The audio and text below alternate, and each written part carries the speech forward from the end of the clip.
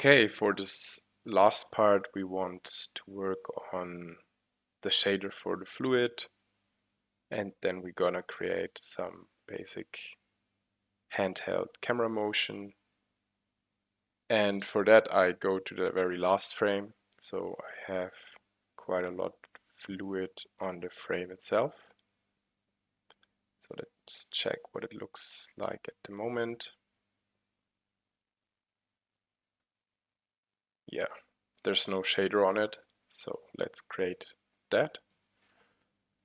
RS material builder, and let's call that gold fluid. Then we go into here and we can relink that material. So still not very sexy. And I want to start off by the old material. So let's get a RS material inside here. Then we're gonna choose the preset gold, I think. And by default, it is way too saturated. So we can keep that a bit out for now. That looks better already, but gonna work on that anyways. So first of all, I want to create a Fresnel. Then we tweak the Fresnel a bit. I want to work with values like that. And we create a ramp. And basically in the ramp, we're gonna set up our colors. So if you want to use the exact same colors, you can copy and paste or use these values. And I'm kind of tweaking it like that. So inside here, I'm gonna use that value. And then we piped it into reflectivity. So this will be locked. And it changes the color quite a bit, as you can see. But yeah, I like this color much more. Already starts to look very goldish. So let's start to work on the reflection roughness by using maximum noises. And I do want to change the noise type to wavy turbulence. And if we pipe that now inside here, and we change it to UV because we want it to stick on the UVs, we should see some pattern going on when it's reloading. Ah, come on.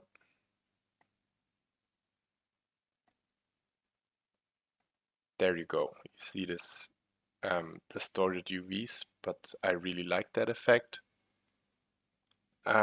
I just think we can go a bit bigger in general, so we have kind of like that pattern. And I want to have a bit more contrast. That's looking good.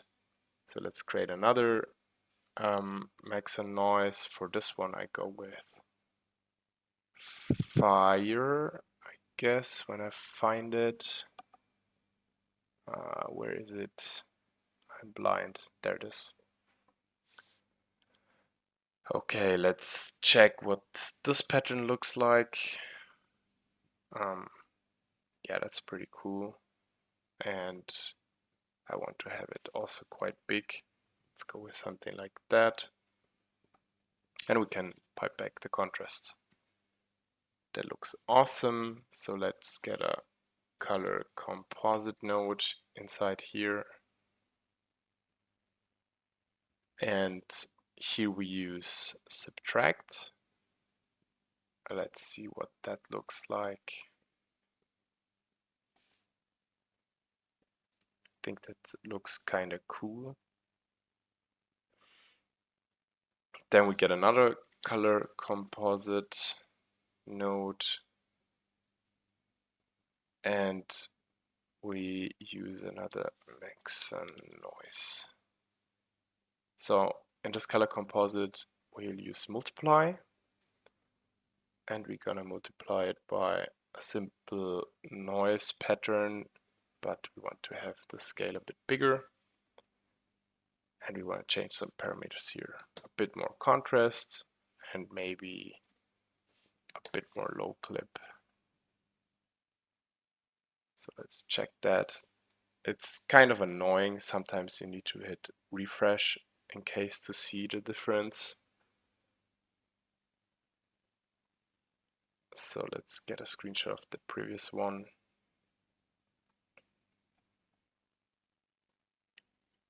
Okay, just not changing anything. But let's keep that for now. Then we get a ramp, because you want to remap the reflection roughness. If we pipe that now in reflection roughness, let's see what it looks like. I think the pattern will be too strong. Yeah. I mean, this is all kind of personal preference, but we will get a bump as well. So I don't want this to be as harsh. So at least I tweak in some roughness. And I pipe that a bit back onto 0.75.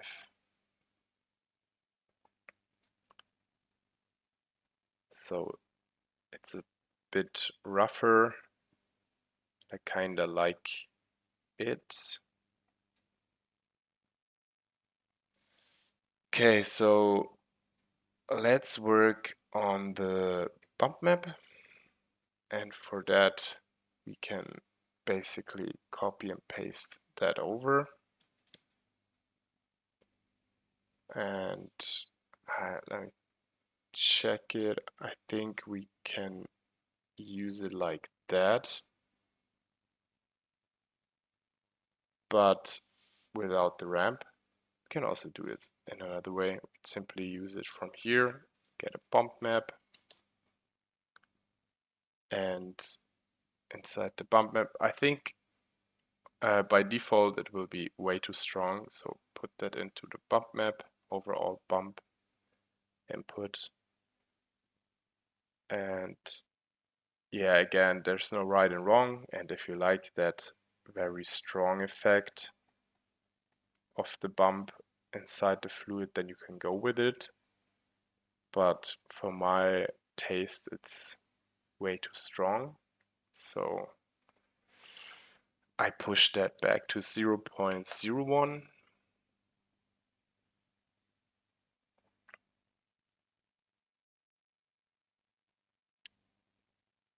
Yeah, that looks better.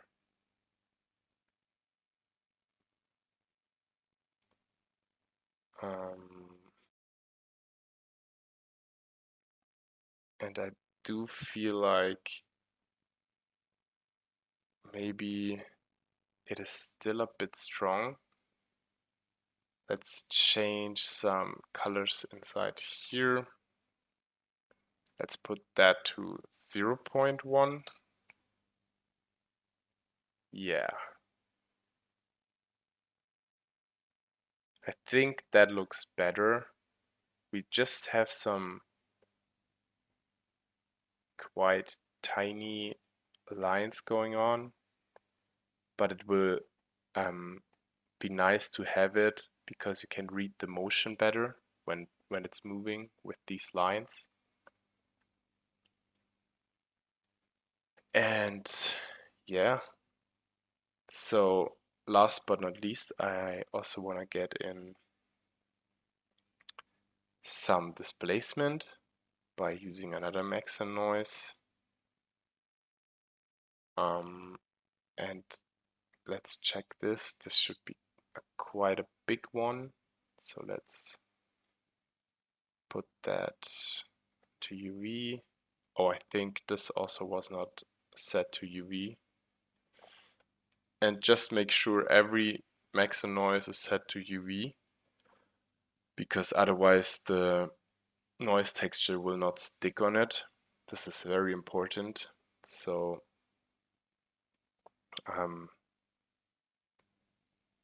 I changed the overall scale to 3, so we only have some slight stuff going on. And then I get a RS displacement, and I will pipe that into the displacement. So let's get that in. And on the displacement we say, first of all, as always, minus 0.5 and 0.5. And on the scale we can go quite low, something like that. I mean, right now you will not see anything, but we will toggle the displacement on in a second. But first of all, I want to change the edge tint here as well. So let's put something like that in. So we kind of get this very orangey feel on some areas, especially here. I don't like this very yellow stuff, so I think that looks much better. And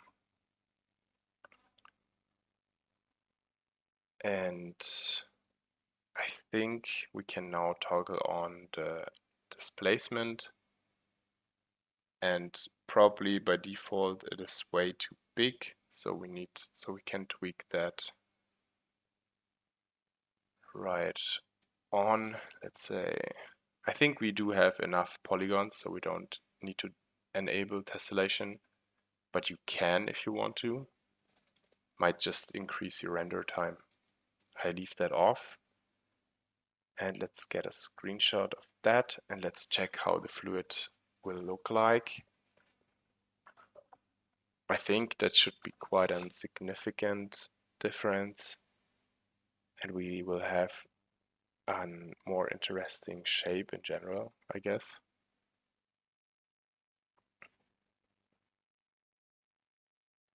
Okay, not as significant as I expected it,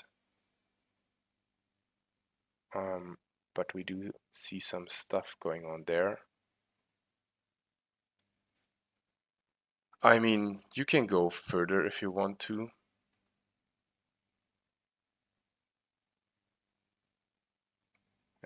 Now it's having more defined areas like here. So yeah, just don't go too far because you will get weird intersections, but you can also tweak that by changing this to 0 and 1. I think, yeah, that looks better. Yeah, again, there's no right and wrong, but you can go with your personal preference. I think I go with a very subtle effect, just like that. And now I also want to change a bit this material here so it matches better the fluid. Let's go on the materials and gold. I think I'm gonna get more reflection in it by doing something like that, so it's a bit darker and it matches this color better. So yeah,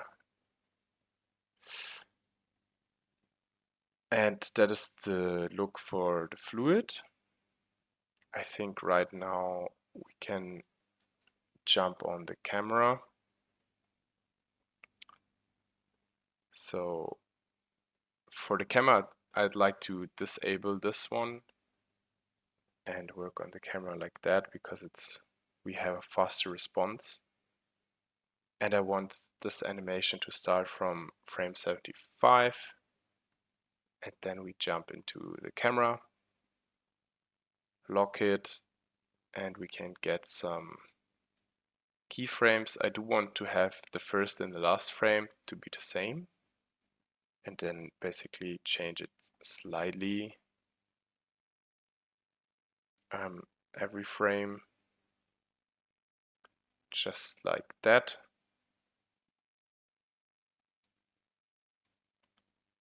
So you just have some slight camera motion. And the important part on the camera motion will be the interpolation type later on. So let's get that. Let's say if we have this, I think, what was it? I think it was spline that worked quite well. Was it spline? Yeah. Spline is doing the right job. So if we have that on cubic, was it cubic? No, what was it before? Bezier. Let's go back. Spline. Yeah. Let's grab all these and zoom in. I think if we change it to spline, it interpolates nicer. And I think, or at least for me, it feels like a more organic handheld camera motion. So let's check that by getting a flip book.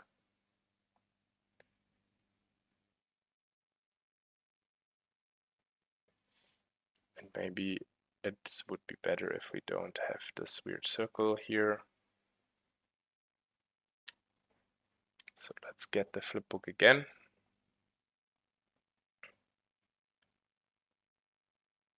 And yeah.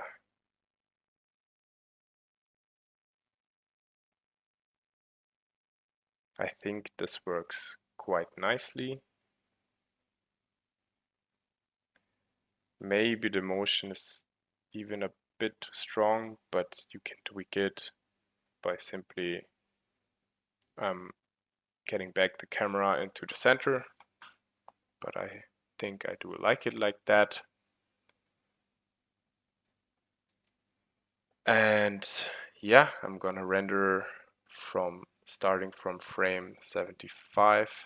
I do like it when there's already a bit of fluid going on. And I hope you liked this tutorial, and I hope you learned something, and I would appreciate if I see you in the next ones. Cheers!